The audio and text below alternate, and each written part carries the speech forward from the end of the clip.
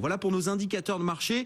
Que se passe-t-il à Wall Street, Grégory? On vous retrouve donc en duplex depuis New York. Grégory Volokin, président de Mescard Financial Services. On a un début de séance positive pour les actions américaines, Grégory, avec quelques statistiques. Et c'est vrai que les chiffres américains, on les regarde de très près en ce moment pour savoir si oui ou non l'économie américaine peut encore un peu accélérer, ou est-ce que on se retrouve désormais sur un plateau avec un rythme de croisière sur cette économie américaine. On a eu quelques indicateurs avant l'ouverture des marchés chez vous, Grégory.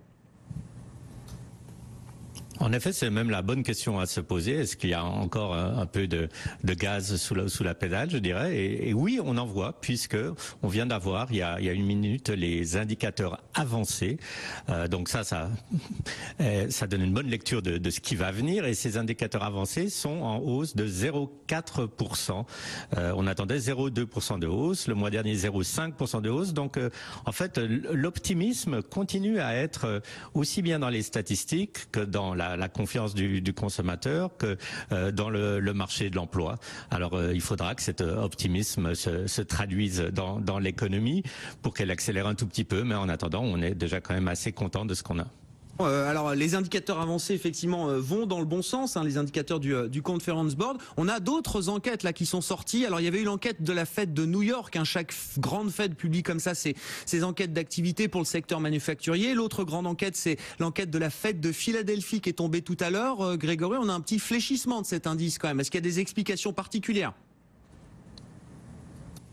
Oui, une fois de plus, c'est un peu toujours ça. Vous avez toujours les deux revers de la médaille. Dans l'indicateur de la Fed de Philadelphie, c'est les nouvelles commandes qui sont un peu en baisse, et c'est les prix demandés qui sont un peu en baisse.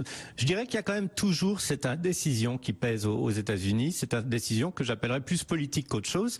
L'économie en soi va bien, mais pour qu'il y ait cette petite accélération, il faudra qu'il y ait quand même des réformes structurelles, que ça soit au niveau des impôts, que ça soit des dépenses au niveau des infrastructures, mais autrement, comme je dis, l'économie se tient elle-même quand même très très bien. Et justement, d'ailleurs, c'est intéressant cette question. On a beaucoup parlé de l'effet Trump sur les marchés, qui s'est quand même un peu dégonflé, Grégory. Est-ce que ça y est, les investisseurs ont fait le deuil, en tout cas à court terme, pour 2017, des grandes réformes promises par Donald Trump quand il était en campagne, notamment la réforme fiscale? Est-ce que le marché a décalé lui aussi son calendrier? Est-ce que le marché, à l'instant où on se parle, réfléchit hors effet Trump?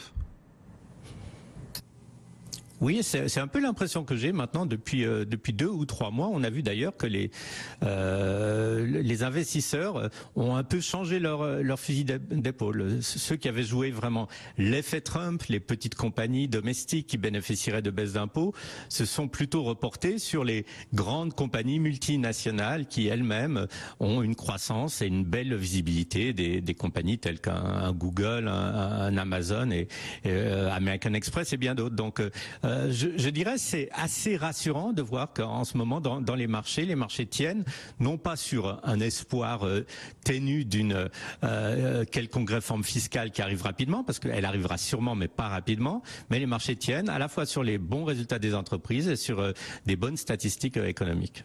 Bon, du côté des entreprises, Grégory, on le rappelle, on est en pleine période de publication des résultats du premier trimestre pour les groupes américains. Ça y est, les banques, c'est fait.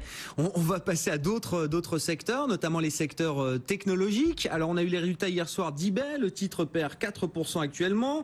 Verizon aussi, qui est en train de devenir une entreprise Internet avec le rachat des activités cœur de Yahoo. Le titre baisse d'1,5%. Qu'est-ce qui se passe sur ces entreprises, Grégory? Je dirais que c'est intéressant parce que dans ces deux cas, on voit très très bien que ce n'est pas le secteur qui est en cause, mais que c'est la compagnie elle-même. Alors je m'explique. Si vous regardez eBay, évidemment que les ventes sur Internet, c'est vraiment c'est là que ça se passe. Sauf que eBay a beaucoup de peine à concurrencer Amazon, que ça soit au niveau de leur croissance organique. Amazon a pratiquement une croissance de 20% des ventes, alors que eBay montre une croissance de 2% des ventes. Que ça soit même, je dirais, au niveau du confort d'utilisation.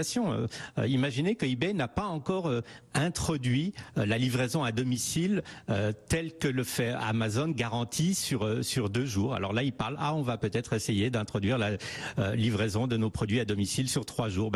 Ça montre que la compétition, il y a toujours un gagnant et un perdant dans ces grandes compagnies. C'est l'exemple Amazon, eBay, et c'est l'exemple alors dans les télécoms, Verizon. Qu'est-ce qui se passe chez Verizon? Verizon, ils ont une énorme compétition qui vient surtout de T-Mobile, la succursale de Deutsche Telekom aux États-Unis. Qu'est-ce qu'a fait T-Mobile depuis des années? Il donne un accès illimité à tout ce que vous voulez dépenser comme bande passante. Résultat, ils ont gagné énormément de monde, énormément de nouveaux clients. Et Verizon, si on regarde sur ce trimestre, ils ont perdu 300 000 clients uniquement sur le sans fil. Et pourtant, eux-mêmes, au milieu du trimestre, ils avaient introduit des plans aussi illimités. Donc là aussi, c'est vraiment des concurrences, de concurrents qui, je dirais, sont beaucoup plus à la pointe de ce que les clients demandent, que ça soit dans le cas d'un T-Mobile qui prend beaucoup de parts de marché à Verizon ou le cas d'Amazon qui dépasse très nettement eBay sur les ventes en ligne.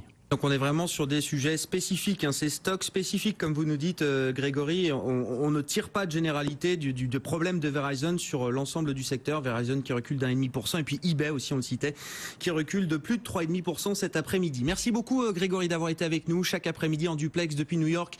Le président de Mescart Financial Services, les marchés américains bien orientés, positifs et nous aussi en Europe et puis on notera quand même la très nette surperformance du CAC 40 cet après-midi hein, qui fait 2-3 fois mieux que les autres marchés européens. On accélère encore à Paris, plus 1,5% pour l'indice parisien. Et Gilles Mouet qui est avec nous à présent par téléphone, chef économiste Europe de Bank of America.